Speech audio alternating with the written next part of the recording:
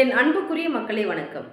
இன்று ஒரு குடும்பத்தில் ஏற்படும் பிரச்சனைகளுக்கு என்ன காரணம், ஏன் இந்த பிரச்சனை வருது? பொதுவாகவே எல்லா வீட்லேயுமே வருமான பற்றாக்குறை இருந்தால் மட்டுமே பிரச்சனை வரும். அதுவும் இல்லையா சந்தேகத்தின் பேரில் ஒரு பிரச்சனை வரும். அதுவும் இல்லையா ஒரு ஈகோ பிரச்சனை வரும். நான் பெரியவளா நீ பெரியவளா அப்படின்ட்டு ஒரு ஈகோ பிரச்சனை வரும். இந்த மூணுமே இல்லைன்னு வச்சுங்களேன், மூணாவது மனுஷங்களால் ஒரு பிரச்சனை வரும். ஒரு தாம்பத்திய உறவு அப்படிங்கிறது இந்த பிரச்சனைகளை நீங்கள் சரி பண்ணணும் அப்படின்னா நிச்சயம் ஒருவருக்கொருவர் புரிந்து கொள்ளும் சூழ்நிலையை நீங்கள் ஏற்படுத்தி கொள்ளணும். சரி, நான் என்ன நல்லது தான் பண்ணுறேன், ஆனால் என்னை புரிஞ்சுக்க மாட்டேங்கிறா.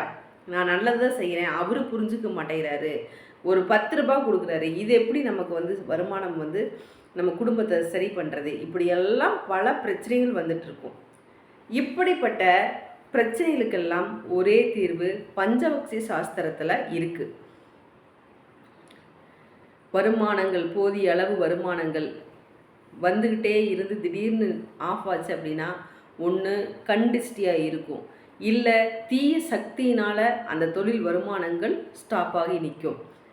கணவன் மனைவிக்குள்ளே அந்யோன்யமாக இருக்கும்போது ஏதாவது ஒரு தீய நபர்களுடைய கண் பார்வை பட்டிருக்கும், இல்லை ஏதாவது மாந்திரிகம் சம்பந்தமான பிரச்சனைகளில் மாட்டியிருப்பாங்க, அல்லது அவர்களுடைய ஜாதக கட்டங்களில் 4ஆம் வீடு 7ஆம் வீடுகளில் மாந்தி சம்பந்தமான மாந்தி அப்படிங்கிற ஒரு விஷயம் அவங்கள தாக்கி இருக்கட்டும். இப்படி பல விஷயங்களில் உங்களை நீங்களே காப்பாற்றி கொள்ளக்கூடிய ஒரு விஷயம், ஒரு அற்புதமான ஒரு விஷயம். அது என்னென்னு பார்த்தீங்கன்னா பஞ்சபக்ஷி சாஸ்திரத்தில் மட்டும்தான் உண்டு. சிவபெருமானையும் உமையாள் என்ற தெய்வத்தையும் பஞ்சபக்ஷி ரீதியாக நீங்கள் வழிபாடு செஞ்சுட்டு வந்தீங்கன்னா நிச்சயம் அதற்கெல்லாம் தீர்வு உண்டு. நன்றி, மீண்டும் சந்திப்போம்.